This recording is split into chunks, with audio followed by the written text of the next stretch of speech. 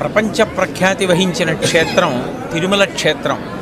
మళ్ళీ తర్వాత ఇక్కడ ఈ గోదావరి నదీ తీరంలో ఈ వాడపల్లి వెంకటేశ్వర స్వామి వారు సాధారణంగా మనకి కనపడే వెంకటేశ్వరమూర్తి కన్నా భిన్నమైన రీతిలో ఇక్కడ దర్శనమిస్తారు.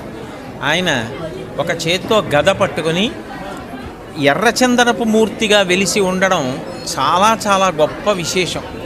అసలు ఎప్పుడైనా గ్రహదోషాలు వస్తే ఎర్రచందనాన్ని స్వామివారికి అభిషేకంలోనో లేకపోతే అలదడమో చేస్తూ ఉంటారు. అలాంటిది ఎర్రచందనం మూర్తిలోనే స్వామివారు వెలియడం, పక్కన శ్రీదేవి అమ్మవారు కూడా ఉండడం, గదతో స్వామివారు ప్రకాశిస్తూ ఉండడం, ఆయన తన పాదాలని చూపిస్తూ ఉండడం చాలా విశేషమైన క్షేత్రం. దినదినాభివృద్ధి చెందుతున్న ఈ క్షేత్రం ధర్మానికి గొప్ప ఆలంబనం కావాలని, రాబోయే కాలంలో ఇంకా ఎంతోమంది భక్తులకి ఇది ఆశ్రయం కావాలి.